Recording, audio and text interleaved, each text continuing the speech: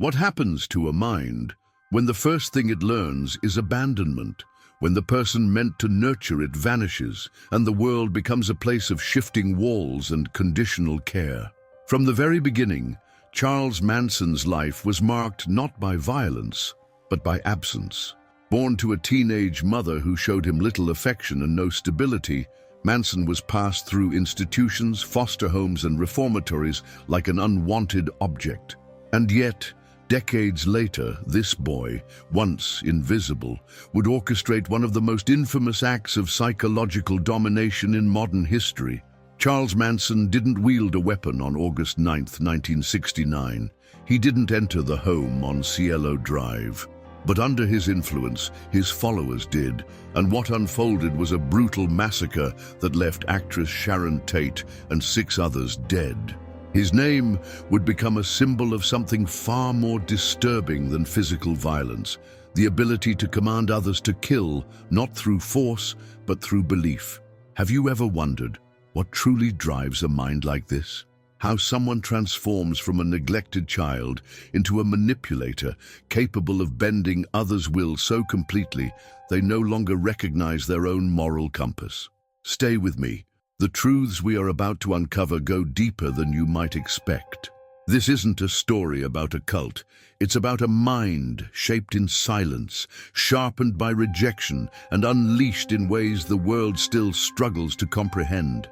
Let's begin at the only place that makes sense, the haunting silence of Charles Manson's origins. He wasn't raised in a home. He was raised in the in-between, shuffled between relatives who didn't want him, correctional facilities that didn't understand him, and environments that taught survival, not affection. There was no stable figure to mirror empathy, no presence to help him form identity beyond defense and manipulation. In these formative cracks, something began to grow, not in volume, but in strategy. Manson learned early that connection could be currency and control could be disguised as care. It's in these early years that we see the first outlines of the man he would become, not through violent outbursts, but through calculated charm, mimicry, and a quiet hunger for significance.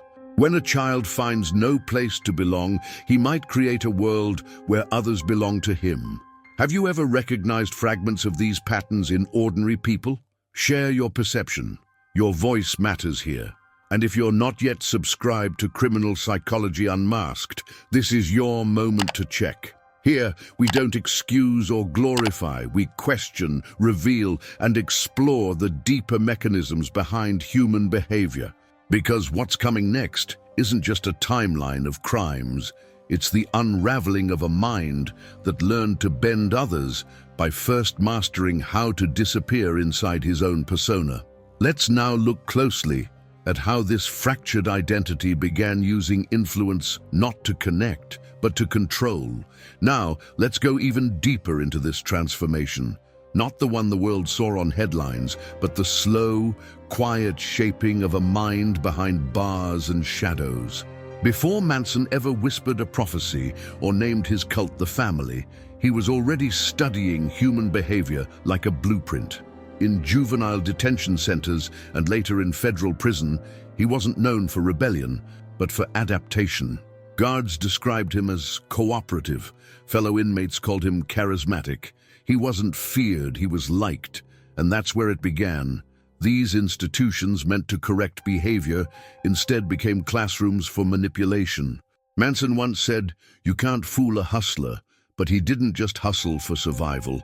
He watched, listened, mirrored, learning how people think, what they need to hear, and how fear, affection, or belief could be weaponized.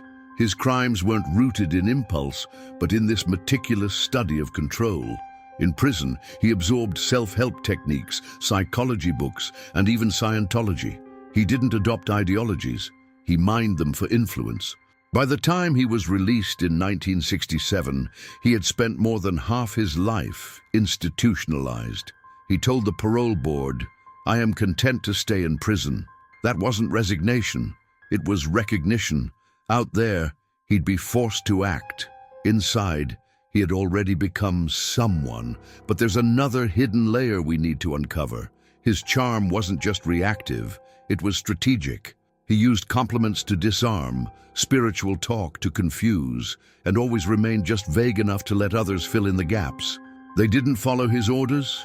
They followed the version of themselves he reflected back to them. It wasn't brilliance. It was survival reshaped into control. If this analysis sparked something inside you, leave in the comments. There's always a hidden layer. As the 1960s unfolded across California, in a haze of rebellion, freedom, and spiritual hunger, Charles Manson found his stage. To many, he seemed like just another drifter in a sea of seekers. But behind the curtain, something more deliberate was forming, a structure built not on faith, but on psychological entrapment. Manson didn't fight against rejection. He reshaped it into a personal ideology. If no one gives you a place, make them need the one you offer. The Manson family wasn't born overnight. He recruited from the fringes, young women mostly, searching for identity, for purpose. His tools weren't weapons, they were affection, repetition, and the promise of a world that finally made sense. He offered constant attention, endless validation. They were beautiful, special, chosen, but slowly he stripped away their anchors. He isolated them from family, redefined their names, blurred the line between love and loyalty, and then he rewrote reality. Words like death, sacrifice, and revolution became spiritual truths. He claimed the Beatles were sending him messages. He spoke of helter-skelter as a prophecy, but underneath the chaos, the technique was precise. Love bombing followed by disorientation, followed by total dependency. When Susan Atkins testified, she recalled Manson saying, "You girls love me so much. You'd do anything for me, wouldn't you?" It wasn't a question. It was a rehearsal. Inside the family, he was both savior and shadow, a mirror of their confusion, their need to belong. His fractured identity became theirs. They didn't just follow his orders, they became extensions of his will. The transformation was complete, not through violence, but through surrender. And yet, the deeper we go, the more disturbing the question becomes. When belief is built on someone else's delusion, where does your mind end and theirs begin? As the trial of Charles Manson unfolded in 1970, the courtroom became more than a place of justice. It became a battleground of perception. Psychiatrists, journalists, jurors, and the public all searched for an explanation that could contain what they were witnessing. Was Manson a calculating manipulator, perfectly aware of the chaos he unleashed? Or was he, as some experts suggested, deeply delusional, lost inside a reality of his own making? During the psychiatric evaluations, Manson was labeled with a range of disorders: antisocial personality traits, narcissistic personality disorder, and in some reports, latent schizophrenia. Dr. Joel Fort, one of the experts brought in to examine him, described him as someone who displayed clear signs of manipulation and psychopathy, but remained legally sane. Yet others argued he was incoherent, unreachable. In one session, when asked if he felt guilt, Manson replied, "Guilt? I've never been able to feel guilt. I don't know what that is." His words weren't cold, they were hollow, as if spoken by someone who had forgotten what emotion was supposed to sound like. His behavior in court only deepened the contradictions. He carved an X into his forehead, later transforming it into a swastika. He laughed at inappropriate times, disrupted proceedings, and delivered cryptic monologues that left even seasoned professionals unsettled. But every outburst raised a deeper question. Were these signs of a fractured mind, or performances by a man who understood exactly how to confuse and control every narrative? The complexity of this mind doesn't end here. Psychiatric labels may offer comfort, but they don't always offer clarity. In Manson's case, diagnosis became a mirror reflecting back our own discomfort, our need to name the darkness so we don't have to look too long into it. And yet, the truth may not lie in the diagnosis, but in what it fails to reveal. The most chilling aspect of Charles Manson's legacy is not found in the bloodshed itself, but in the eerie fact that he never lifted a weapon. He didn't enter the homes, didn't tie the victims down, didn't deliver the fatal blows. And yet, the murders bore his fingerprints, etched not in blood, but in belief. Manson had turned his mind into a weapon, and his followers into extensions of it. He spoke in riddles, twisted Beatles lyrics into divine warnings, and preached of an imminent race war he called Helter Skelter. His language was layered, symbolic enough to confuse, forceful enough to control. Former family member Leslie Van Houten later testified, "He could convince you of anything, that black was white, that death was life, that murder was love." These weren't metaphors. They were mental frameworks drilled into people whose sense of identity was already unraveling. Those he drew in weren't inherently violent. Many came from broken homes, emotional neglect or abuse. What Manson offered was not chaos. It was purpose, an illusion of structure in a collapsing world. He gave them roles in a story, and they clung to that narrative with a devotion that silenced reason. In the trial, Susan Atkins described feeling chosen, as if she were carrying out a holy mission rather than a crime. The violence wasn't the point. Obedience was. But there's another hidden layer we need to uncover. Manson didn't erase their moral compasses. He rewired them. He used repetition to dull resistance, isolation to increase dependence, and ideology to mask his control. The true horror lies not just in what they did, but in how fully they believed it was no longer their choice. In Manson's hands, identity wasn't sacred. It was negotiable, moldable, and ultimately disposable. The weapon wasn't in their hands, it was already in their minds. The trial of Charles Manson in 1971 was less a pursuit of justice and more a descent into psychological theater. From the moment he entered the courtroom, Manson manipulated perception as if it were his final masterpiece. He carved a swastika into his forehead, claimed he was the product of society's failures, and declared to the jury, "You made your children what they are, these children that come at you with knives." The spectacle wasn't a breakdown, it was a strategy. His words echoed with accusation, not defense. He wasn't seeking innocence, he was seeking attention, control, and in his own way, dominance over the very system judging him. During the trial, his influence over the family remained intact. Female followers shaved their heads, mirrored his gestures, and recited his ideology outside the courthouse. Even behind bars, his reach persisted. The courtroom became a battleground of identity, not just his own, but the identity of justice itself. Was he a madman, a prophet, or a man who had simply mastered how to hold a mirror to our collective fears? Manson was sentenced to death, a sentence later commuted to life imprisonment after California briefly abolished the death penalty. But even in prison, he continued to perform. In parole hearings, he offered contradictions, at times remorseful, at others defiant. One hearing transcript records him saying, "I'm not going to play your game. I am what you made me." Each word calculated, each pause deliberate. Over the decades, his psychological transformation, or rather his refusal to transform, became part of his legacy.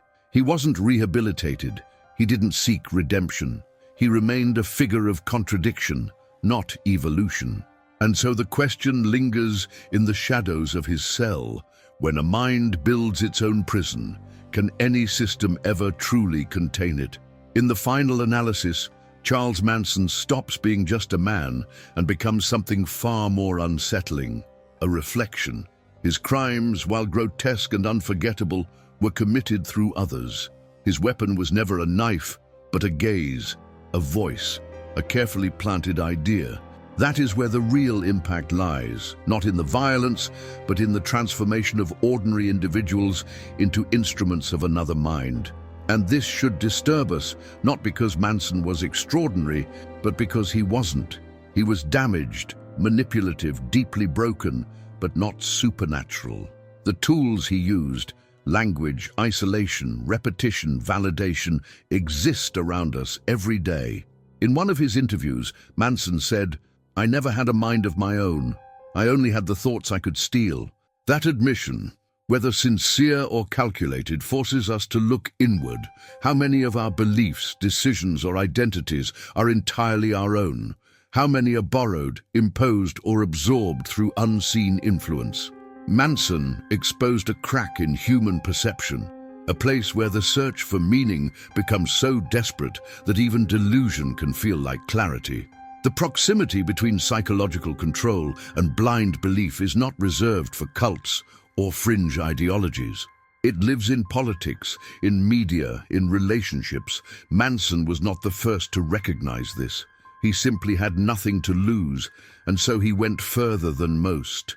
The tragedy is not just what he did, but how easily others followed. So, as we step away from this journey through his mind, we're left with a question far more urgent than whether he was evil or insane. It's this: is the real danger the man himself, or what we still don't understand about how easily one mind can possess another? If this reflection resonates with you, right below, the mind hides more than we dare to see. If this journey into the mind of Charles Manson stirred something in you, whether it was discomfort, fascination, or a quiet sense of unease, that's no accident. Here at Criminal Psychology Unmasked, our goal has never been to offer easy answers or dramatic conclusions. We are here to analyze, to question, and to uncover the truths that often remain buried beneath the surface. Manson's case, more than most, confronts us with layers of contradiction. A man who didn't kill with his own hands, but orchestrated murder with unsettling precision. A figure who blurred the line between delusion and control, between charisma and coercion. And perhaps most disturbingly, a mirror to the vulnerabilities that exist in all of us, our need to belong, to believe, to be seen. This isn't just about Manson. Each mind we explore opens a new door into the psychology of influence, identity, and the fragility of perception. If this kind of exploration resonates with you, if you're someone who seeks more than sensational headlines and wants to understand the deeper psychological currents that shape criminal behavior, I invite you to become part of this space. Subscribe to Criminal Psychology Unmasked if you haven't already. Each week, we delve into a different criminal mind, not to excuse it, but to understand what lies behind it. Because only through understanding can we begin to recognize the early patterns, the silent signals, the systems that often allow these mentalities to evolve unchecked. And your voice matters here. This channel isn't just about observation, it's about reflection. If anything in this episode sparked a deeper thought, or if you felt yourself questioning where influence ends and control begins, I encourage you to leave a comment right below. The labyrinth never ends. That simple phrase reminds us that the work of psychological analysis is never truly finished. It expands with every perspective, every insight, every uncomfortable truth we're willing to face. If you value this kind of serious, respectful, and honest approach to human behavior, one that avoids sensationalism in favor of depth, a like on this video helps us continue producing thoughtful content. It signals that there's an audience out there who still believes complexity is worth exploring, that nuance is worth preserving, and that darkness deserves to be studied, not glorified. And as we close this chapter, remember, the story doesn't end here. The human mind remains an endless labyrinth, and every case we explore only reveals how fragile the line between reality and darkness can be. In our next journey, we'll dive into another mind, shaped by forces just as hidden, just as powerful. Another life where trauma, identity, and psychological distortion collided in ways the world didn't see coming. I'll be waiting for you in the next video. Until then, stay curious, stay questioning, and never stop looking beneath the surface.